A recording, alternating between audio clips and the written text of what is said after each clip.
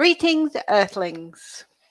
We are Johnita Francis and Trish Rock, your empowerment influencers. No fluff conversations about life, empowerment, spirituality, and freedom. Thank you for joining us for this, our 10th episode, sponsored by Holistic Bliss Magazine. Hey! That was my exciting phase. For all those on the podcast, I went a little bit crazy. Actually, the happy dance by a seal. Oh, my goodness. 10. How did it gone fast? I thought I know. last week being number 9 had gone fast, but 10, double digits. We're basically a teenager. Yeah, absolutely. And that also means that we're halfway through our topics because when we first started, we both picked 10 topics each and we had 20. Plus, we've had a viewer Q&A. So, yeah, halfway through, we're going to have to pick some new ones soon. I was just going to say, I don't want it to end. We're going to have to come up with some new topics. Yeah. Now, shall we get into the wheel? Yes. All right, let me do this. Now, I'm running it for the first time this week. Trish is usually always the person that does this. So I'm kind of freaking out a little bit. I'm just here for the ride today. You've taken yourself out, Johnita.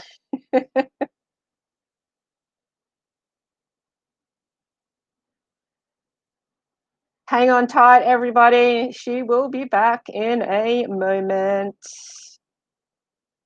Oh, we're spinning the wheel without you on there, Johnita. Okay. What's our topic? Oh, I can't read it.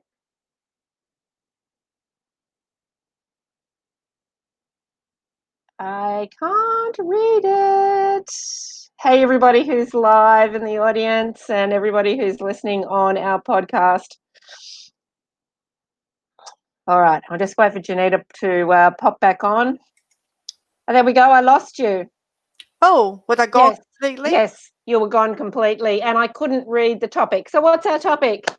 Our topic is interpreting messages through our clairs. Oh, interesting. Now, we've got a back-to-back with messages. Last week was about messages too. It was, and we did touch on a little bit of Claire stuff last week. So what now, the spirit always messes with us and always makes us think about what we're doing. It's like sends us to our room, and you think about this, young lady. So yes, I wonder what the message is that we're missing, because it's like smacked us in the face 2 weeks in a row. I know. I know how stubborn I am, so it definitely there's going to be a message in this for me, because I need to get smacked in the face with a shovel a few times before. Yeah. Well, remember last week I was seeing all those lights. This week I've really been seeing not lights, but definitely lots of flashes. So I'm just thinking perhaps my clairvoyance is opening up, so I'm actually seeing more, because that hasn't been my strong suit. So. Oh, so yeah. I remember you talking about that, because you had those beautiful blues and reds and how lovely. How lovely. Yeah. No colours this week, just flashes of light everywhere. I'm like, oh, who's that? Oh, who's that? What's that? Oh, I love that. You know what? That's actually how I do auric readings and auric cleansing. If I find a trouble spot on someone's body, I get flashes of different colours. Interesting. Well, when I'm doing that, I feel it. You see? So I can feel exactly where someone's out of order with their aura. So it's interesting, isn't it? How we both we both use different. Do you give that straight back? You don't feel the discomfort, or do you feel it like in the knee, but you don't get the pain with it? How does that work for you? Sometimes I get the pain. Yes, if I'm reading for people, I'll get the pain, but I know it's not mine, so I don't associate with it. Yeah, clear. But with their body, I don't know. I can kind of just sense where the energy is not running. I can't see it. I don't always feel that in my body, but I can sense that there's something off in a certain spot. So know it, baby. Amazing. Yeah, it's interesting, isn't it? We have everybody, and I guess that's the one of the lessons here that we really want to teach people, is that everybody does everything differently, and yet we're all healing.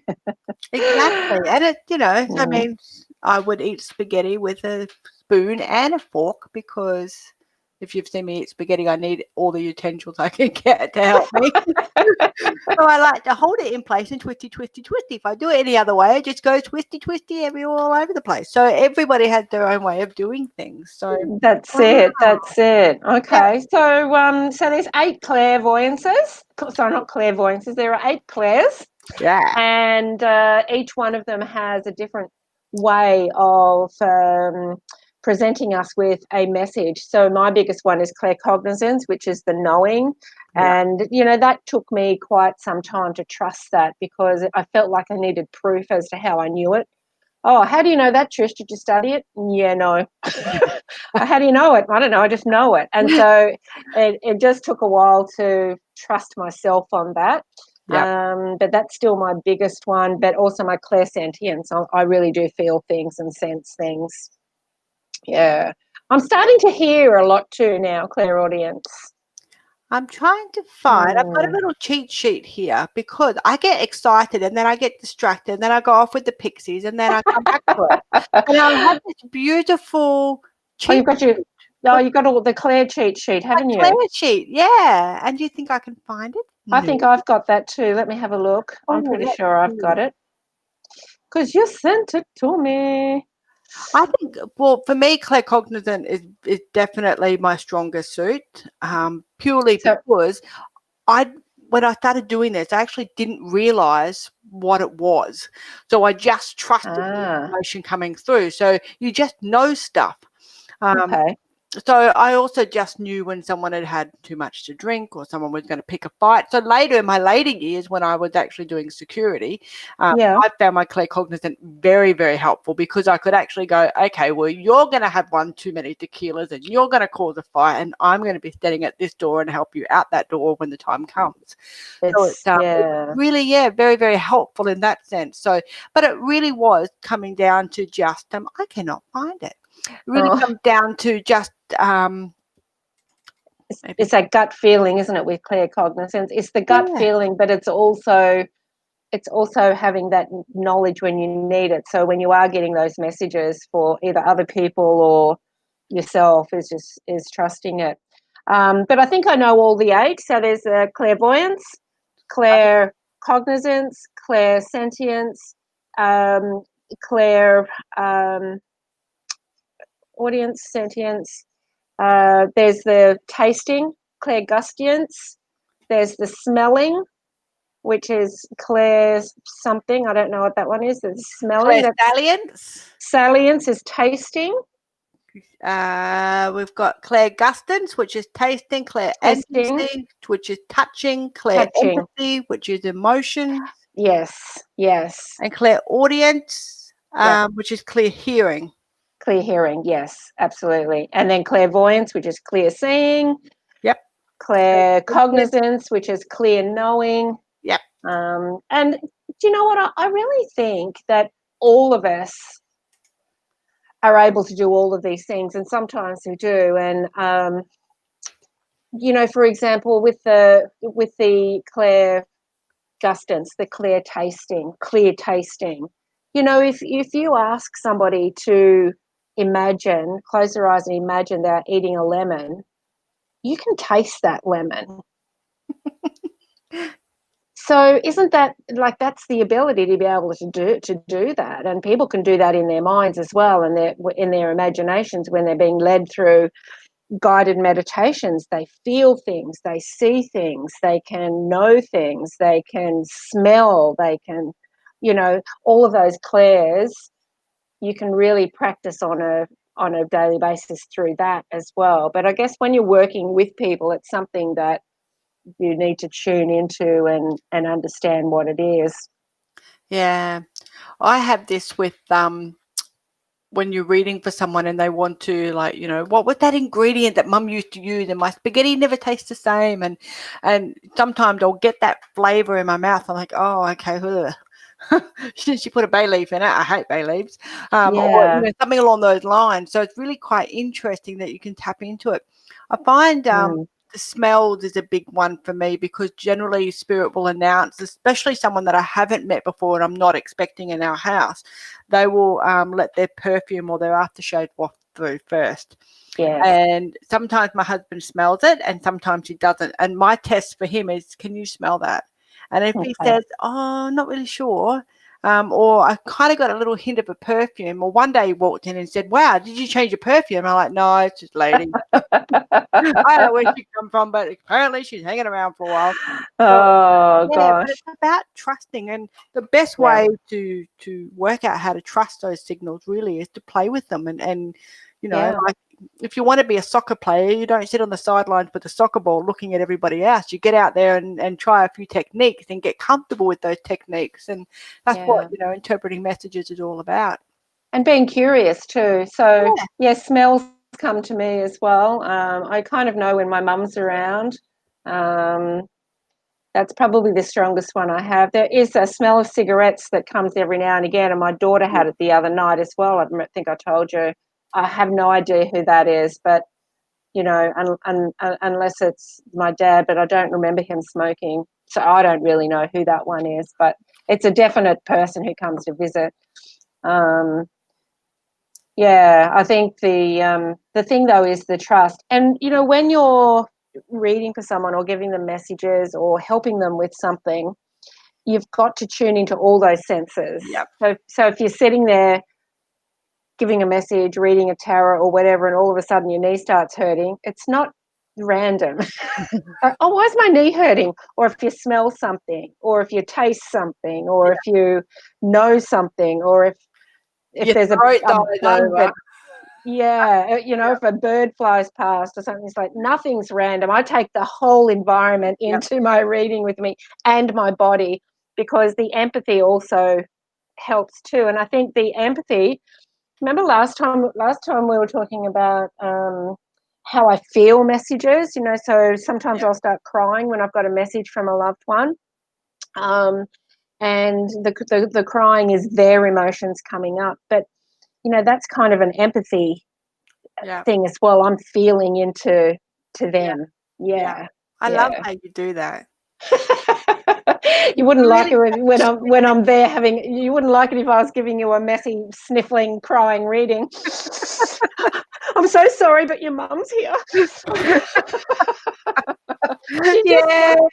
probably not me, but I think that's such a beautiful way of you connecting with the people that you are sitting in front of as well.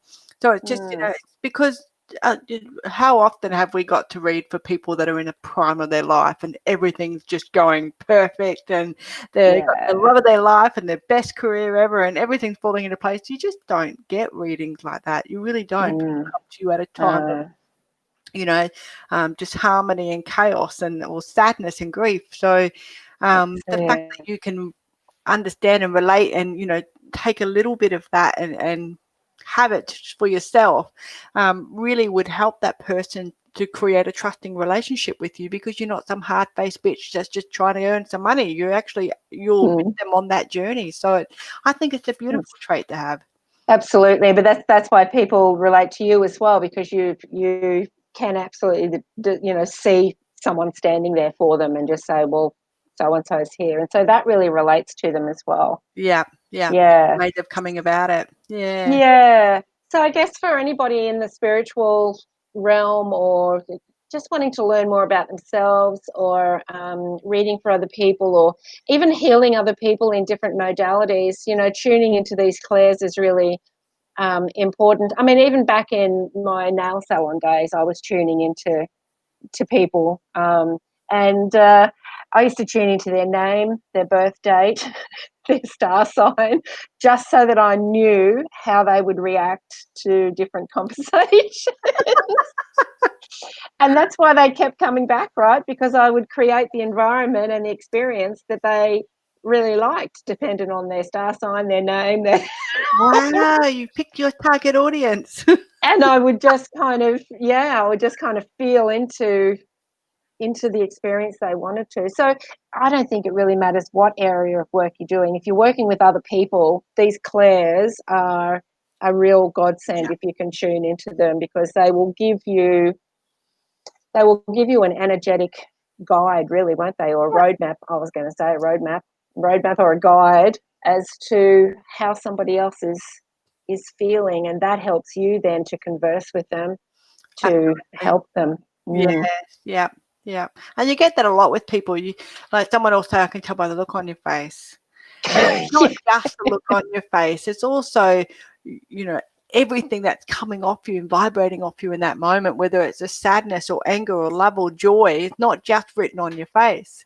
Yeah, So, because you would actually, if you know, if everyone was blindfolded in a room and you had different people coming in and non-verbal, you'd feel the energy of the room shift. And you know, it's a great yeah, scientific experiment because you get someone in that genuinely cranky and grumpy, the whole room changes. You know, so the yeah, dynamics of working in an office, especially, you get somebody that just likes to pull that energy down constantly. Eventually, it permeates through, and the toxicity just overcomes everybody, and everybody feels like they need to be pulling down or bitchy and bitey and all that sort of stuff. So it's that's it. But they don't understand it's come from someone else. They exactly. think it's them. Yeah, I read something Mm. years ago. It was like, before you think you've got depression, make sure you're not surrounded by assholes. And I thought, very sound advice. Perfect. It is very, very sound advice. Yeah. Wow. Absolutely, absolutely.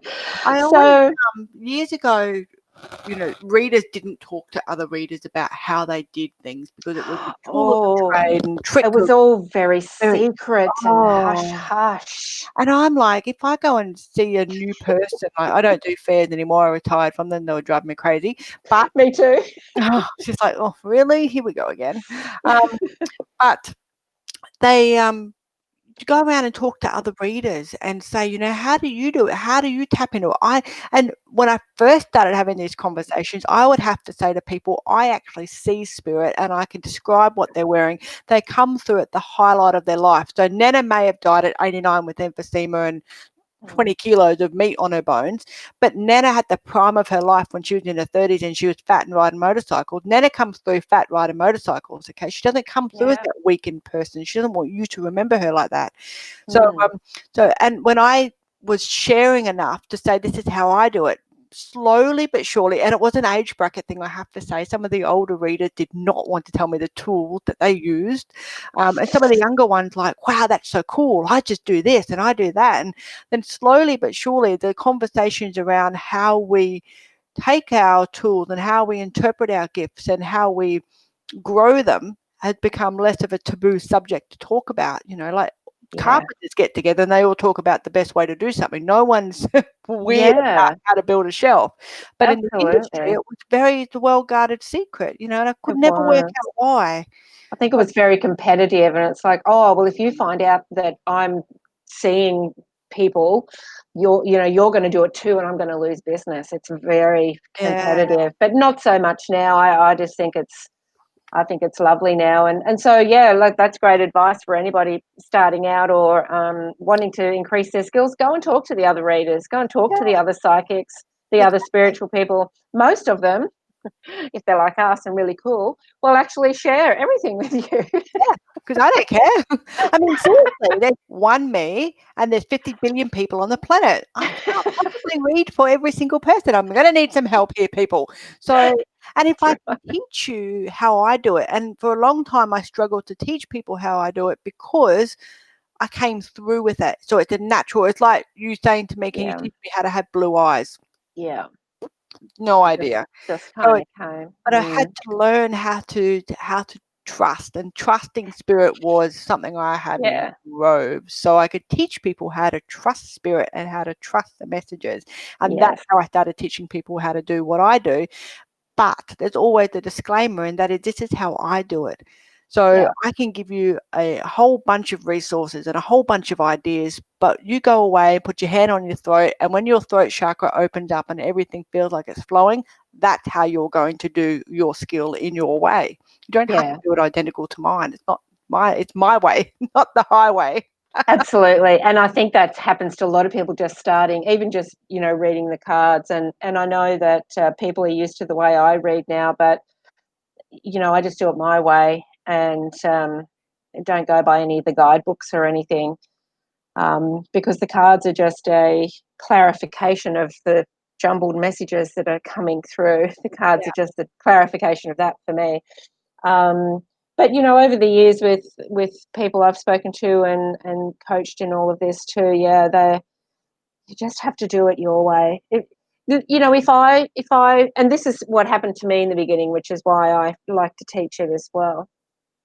I thought because I couldn't see the dead relatives coming in that I would never be able to do this work. Well, you can't be a medium. No, I can't be a medium. Apparently. So, but I sense them coming in and I feel them and I get messages from them, but I can't see them. And so, but in the beginning, I'm like, oh God, well, I'm just a phony. I can't do this. I can't do that. But when I started to really trust my claircognizance, which was just as strong as your clairvoyance, then I thought, well, no, I'm still helping these people in some way. And, Yep. and if they really want to specifically have somebody in front of them who can see their mother, then they go to someone who does that. And And the it's as universe simple will as that. find them someone that can do that. If it's that Yeah. important to them, the universe will make these stars align so that you will find that right person that can do exactly what you need them to do. That's just the way it is. So It is. I think as a professional reader, it's also up to us to say, like you did today, I'm not that reader for you. I'm sorry. I think we have an obligation to be able to say, you're looking for this. I've stopped doing, or I did not do relationship readings for a long time because it's just horseshit. I don't care about your boyfriend or your girlfriend. I care about you and how you're going to enhance your quality of life. That's the fun stuff for me. The boyfriend and the girlfriend, they will gravitate to you as soon as you do what you need to do in your life to get yourself in the spot. Everything else will take care of itself. So, yeah. It's interesting, isn't it? And so before the show, Johnita and I were talking about someone who wanted a crystal ball future reading yesterday, and I don't do them. So I just said, I'm not your person. So, sorry. And I'm okay with that now. I don't feel that I need to serve everybody, and you're the same as well. Yep. I remember my first expo when I was in the reading room. Oh my God, I was so nervous. It was in Goulburn, I think, or Yass. Wow. One of those. So I, at that point, was just selling my candles because I used to make chakra candles. I was selling them and doing some readings at my stall. Then I got asked to be in the readers' room, and I'm like, oh, holy shit, I'm not good enough to be in there with the readers. And my friend Jackie said, what a load of horse shit. Just get in there. You'll be fine. All the people who need your message will come to you, and the others will go to the other people, because you start having those nerves of, oh God, what if they come to me and I can't bring, Uncle Bob in for the message, or I can't do this for them and I can't do this. And it's a real self-doubt, which a lot of the people listening today have got self-doubt. Yep. But it was interesting. I got in there, I had 3 readings that day, and they were all teachers. They were all teachers. Wow. They were young teachers. They were all at a school where, not the same school, but they were all in an institution, a school where the older teachers were sick of teaching and were very negative. And the younger ones that came to me were going, this is my passion. How can I shine amongst all this negativity? All 3 of them. And I'm like, wow, okay. So I've never been nervous since that, because I was able to give the right message to those people that day. They wouldn't have got it from the other readers. So that's crazy. I've got a similar story, because now I've talked to spirit my entire life. It's not a secret. I drove about 5 hours to do a fair, and the whole entire time in the car by myself, which is no drama, I'm talking to spirit the entire time. Get up there the Friday night, the first day of the fair, it's Saturday morning, set my table up, finally have a couple of minutes to just get myself there. And then I think, oh shit, what if they don't turn up? I've just spent 5 hours in a car with 55 dead people, and now I'm thinking, oh, fuck, what if they don't turn up? It is normal for you to feel that total, oh my God, apprehension. It doesn't matter if you practice a million times or No. one time, okay? And it really is about having a giggle with yourself and relaxing, because the more pressure you put on yourself, the more spirit gives you time to work through those emotions. So if you just go in there with and if you get it wrong, you get it wrong. I've had to punch people in side of their arm before, and then I've gone, I can't punch people. Apparently you can, because I love it Oops. when you do that, because that was the best thing I had. So just Yeah. relax into it, and have a bit of fun, and ask other readers how they do it. Ask Trish and I, send us private messages if you want to know how we do it, and Yeah. some of the shenanigans that we've seen and done over the years. But it's just It is about trust. It is. So let's go through the Clairs again so people are clear of what yeah, they are. So Clair is the front of all of them, and Clair means clear.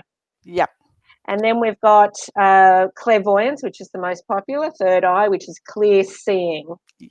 We've got clear cognizance, which is clear knowing, and that's just a knowing, a gut feeling. Just pops in your head. It's just there. Yeah. When your husband's late and he's lying to you, and you just know that he's lying. That's your claircognizance. Yep. Clairvoyance, claircognizance, clairsentience Yep. is the senses. So it's clear feeling through through the senses. What else we got? Clairaudience, which is Clairaudience. hearing, so you can hear the voices as well. Yes. Yep. Then we've got clairsalience, which is clear Yep. smelling. Clear smelling. Yes. Yep. And Yep. then clairgustance, which is clear tasting. Yep. Yep. And then there's the empathy one. Clear empathy, clear emotion, and clear tendency, which is clear touching. So clear touching, or the clear tendency, is also psychometry.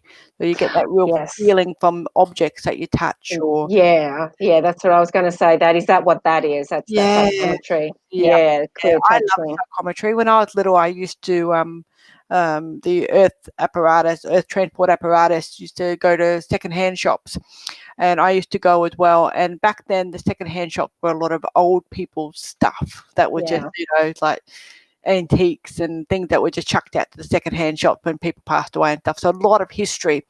And every single time I went, I'd like to touch things, and I'd get all these beautiful visions in my head of where these objects had come from. And I was very, very fortunate to always find the right person. And I always had all the ladies that I remember in the secondhand shops, and they weren't always going to be in every single secondhand shop, of course, but all the ones that pivotal moments in my life were all crones. And I realize that now. I did not realize it then, obviously. And they were amazing women, and one of them pulled me aside and said, don't worry about the humans, don't worry about them. You do what you need to do. You listen to what's going on inside your mind. And I went, wow, she gets it. And that's actually a message that goes with the card you showed me before we started, just as a little aside there. Yeah. I told you this would be about us. It always is. The audience is just here to try to keep us centered. Oh gosh, that's that crazy stuff that you see, and they were all messages, That's brought up some experiences that I've had in antique shops too. I love going to antique shops, but there's so much energy in there, and there's some aisles I just can't walk down. And before I knew that I could do this, obviously the people around me just thought I was mad. It's like, why can't you go into that room? Oh yeah, no, I can't go in there. I just can't go in there. Or I'd come kind of very quickly back out of the aisle. I was just seeing, like, no, I'm not going down there. There was this beautiful, and I don't know. So if you're listening and you are still, or you live in Buderim, or you did live in Buderim on the Sunshine Coast, up this little alleyway, like on the in the village itself, but up this little alleyway was this bookstore, and a lady owned it, and her father had passed away, and they had a chair just inside the door. And I went to walk in this bookstore one day, and he put his hand on my chest and pushed me straight back out the door. And I was like, sorry about that. So this time I walked up the door, I cleaned my shoes off and said, is it all right if I come in? And then he let me in. And I said, no, why would you do that? He said, because you can see me and they can't. And I'm like, fair enough. But I was only in my early 20s, very early. It would have been flat out been 19 or 20. Yeah. It's funny, isn't very it? interesting. So, so I'll just go in anyway. I was at the Maitland prison, and nobody else would walk in a particular cell. And I said, well, I'm going in. I did a little bit of prison work for a little bit of time. So I walked in, told him to sit on his bed, and you can actually see the entire apparition go and sit on the bed, and you can see it really clearly. It's just amazing stuff when you just trust and just go with it. It's the coolest stuff you'll ever do in your entire life. Do you think, as well as trusting the messages, do you think pushing the fear aside has a lot to do with it as Oh, well? shit, yeah. Because those experiences for me in those antique shops, I was just fearful. So I know that none of them would have hurt me, but I just was spooked, I guess. But Yeah. there was another experience when I was doing property management. There was always a few houses that were just haunted. There was one where the main bedroom was always freezing cold. And I'm like, yeah, I'm not going in there. Yeah, it looks great. Thanks.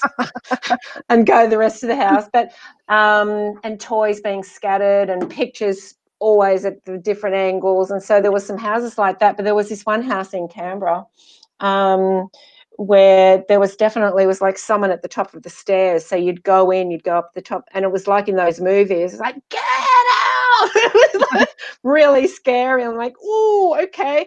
And I couldn't see anyone, but I could definitely feel the anger, and I could feel the person. It was a man, and I just feel he was protecting the children, and he used to wake the tenants up at 3 o'clock every morning, Yeah. pacing up and down the little hallway protecting the kids. Yeah. And I kind of felt that it wasn't, he just thought they were his kids, like it was his house at some point, and he got mixed up. But my fear stopped me from kind of confronting and saying, hey, it's time for you to go. You're Yeah. scaring these people. My fear stopped me from doing that. And, that's part of the trust too, isn't it? You've Yeah. got to push the fear aside. Yeah, Yeah. yep, absolutely. At that point in Mm. my life, human beings were more cruel than spirit. So for me, it was really easy to trust people that were gentle and kind with me. Those Yeah. people just happened to be dead. So I kind of took a little bit of a shortcut on the fear factor with the ghosty stuff. Yeah. I completely understand where you're coming from. And that is the biggest, I think it's the number one reason why people don't progress into the clear seeing, because they're really frightened of what they might see. Yeah. You know, the Alice Graf series a little while ago. I can't remember what it was called, but it's she would see people that have suicided and they've got gunshot wounds and bits of helmet and brain Yeah. scattered all over the place. And it just doesn't happen like that. It really does not. Look, you've got gatekeepers and a posse team and everybody, supports you, and you won't get those visions. You just don't. Hollywood creates those visions. Yeah, that's not. it. Yeah. Well, if I do get someone who's come in for someone who's committed suicide or died of an accident, I won't see any of that. I will feel it, and I'll go, oh, Yeah. okay, something with the throat or the heart or lungs, I can't breathe. I'll feel it. I Yeah. know you see some of it, but it's not gruesome. You don't No. see it as a gruesome thing. No, Yeah. definitely not. I see them as just as I would see you and I right now, and then Yeah. they tell me what's going on. So I know it was Yeah. a gunshot wound, or it was a Yeah. hanging, or they deliberately had a car accident. But it's Yeah. more of them telling me what's happening as opposed to me actually Yeah. seeing it. Sometimes Yeah. I saw years ago, I went past a certain place on the highway, and a car had obviously at some point caught on fire, and I heard the screaming as I went past, and it was just transported me straight back to that particular when it happened. And I'm like, okay, this is really interesting. I need to let go of this so it doesn't come with me. But those two ladies stayed in our car for a very long trip up the road. But then they eventually went on their own way. But I think they were more excited that someone could feel it and see it, and they wanted me to know that for whatever reason that they'd passed on. I never actually met their relatives to be able to tell them that they were okay. So I don't really understand what that meeting was all about. Generally, they rock up because I've got a message to pass on. So that was really interesting. But but sometimes they just turn up because they want to turn up, but not as profound as these two particular ladies. So unless I wasn't driving, someone else was. Or maybe they just wanted us to pay attention to the road. Maybe, I'm not sure, but it was interesting. And so you're so clear at the mediumship because you have no fear about it. No fear whatsoever. None And whatsoever. that's such a big factor, isn't it, with Yeah. fear? But the fear also comes with all the other clairs as well. If you don't trust it, if you're there with a client helping them in some way, and then all of a sudden you taste garlic, the fear is I'm not going to tell them I'm tasting garlic, and they're going to think I'm a crackpot. That's a fear. Yeah, Like, no, just tell them, "Look, I'm tasting garlic. What's that about?" exactly. Yeah, Yeah. exactly. Yeah. It's really Mm. interesting because by withholding that information in a way, that person may have got a little bit of a flu coming on, and their mum might have said to them at some point, "Just get the garlic into your kid, you'll be right. Yeah. It'll get rid of the flu." And by you saying, "Wow, I've Yeah. got a taste of garlic," they're like, "Oh, bingo, that's right. That's what mum used to tell me to do." So it Yeah. little and we're not supposed to make sense of the messages. No, it's It's not our job to figure it out. it's We your just job. say it. Yeah, you go work it out for yourself. But Yeah. it's, it really is, yeah. The zero fear factor around it just makes a huge difference. Yeah. I would be more. I've lost count the number of times that I haven't heard my husband come in the room, and I've seen a solid mass man in my house, and but give me dead people all day long, and I'm fine. So it's really Yeah, it's interesting, isn't it? It's yeah, interesting. So definitely with any of the Clairs, and I would experiment with all of them. If you're listening in and you want to know what your strongest one is, just ask yourself, how do you normally sense something? Do you see it? Do you feel it? Do you know it? Do you taste it? Do you smell it? Are you just empathic to it? And that will be your strongest one. But I feel now with the energy just shifting so much, and we're all raising in vibration. I know for me, there's 3 or 4 Clairs now that are becoming stronger, yeah, including my sense of vision, and my hearing is becoming more acute. yeah. Um, and You can look the at tinnitus. It's not tinnitus, people. Don't let them give you tinnitus stuff. Yeah. Yeah, anytime over the last 6 months, I've had waves of eye and ear issues, just not issues really. It's just like, what's wrong with my eyes? And then 2 days later, it'll be like, oh, they're okay now. Oh, I'm seeing more lights. um, so yeah, I think those are opening up for me, and definitely my crown chakra opened up a couple of weeks ago. I've really felt a lot more of that. So that's happening for everybody who's listening as well. So Yeah. start tuning in to what's going on, and trust it. And if you hear something, just go, oh no, I didn't make that up. I did hear something. That's interesting, and just be curious about it. Yeah, Mm, absolutely. And mm, sometimes I've got in the habit now, because our house is always loaded, that I say good morning to everybody in the morning, even if I'm the only person in the house. I say see you to everyone as I'm shutting the door and going to work. And then when I'm coming home, I say hi to everybody. yeah, And when we leave on the weekend, Terry mostly leaves music on for people. So we've just got in the habit of trusting the fact that our house is always going to be loaded. And thankfully, I married someone who doesn't shit his pants every time he sees his ghost. that's it, and that's it. And just on that note, for the people who are able to sense that, you can switch it off. You can put the closed sign up if you want to, and just say, right, that's it for me now. It's 9 o'clock. I'm sleeping. Do not come into my dream. Yep, and I teach people, like I do, not so much here in Sydney, but down in South Australia, I did a lot of house clearings, Yeah, and it wasn't, demon be gone and sprinkle holy water and come with the garlic and the salt and everything else. It was more about teaching the human inhabitants how to co-inhabit with, or cohabitate yes, with the spirits, and how to put boundaries in place. And yeah, most of the conversations went like, "Guys, seriously, fucking knock it off. It's 9 o'clock. There's 3 little kids," and the ghost would settle down, and people would say, "Oh my God, like, how did you do that?" Because I yeah, just said to them, "It's unacceptable behavior. Knock it off." Like, yeah, they're still yeah, human. They need to sleep. They've got little kids. You're freaking them out. You're not allowed in the bedrooms. And yeah, we forget absolutely. that we can actually give them guidelines. They are still Yeah, guests in our home, and we're guests in their home, but we all can live yeah, together harmoniously. You just need to that's let it. them know what the expectation is. Yeah, absolutely. And yeah, you just have to tell them how it is in your environment. Exactly. Um, Get out, unplug. so yeah, and I think that probably that's a fear thing as well. Yeah. And you've probably had those people as well that have come to you and said, oh, I can't sleep. They're in my room. They won't leave me alone. You have to put that boundary up and say, Yep. well, just tell them to leave you alone. Exactly right. Yeah. They Yeah. come in and wake me at 3 o'clock because they know that I need to get out of bed to go to the gym, which is very helpful because I don't like getting up for the alarm clock, which is always rude. I'm not entirely convinced that having people poke me while I'm trying to sleep is a nice thing either. But I'm very grateful for their help. Oh dear. All right. Well, that's been interesting, and we'll go through the comments here with our live audience. Thank you, everybody, for joining us live. We'll go through the comments and answer some of the comments when we're finished. And for everybody on the podcast, thanks for tuning in, and make sure you subscribe. Absolutely. Join us every Wednesday night at 6:30 Australian Eastern Time. We'll be right here on Facebook if you'd like to be part of our live audience, or you can subscribe to us through Buzzsprout, Apple Podcast, iHeartRadio, and Spotify. Excellent. I just sprung that on her. She was watching me. Gotcha.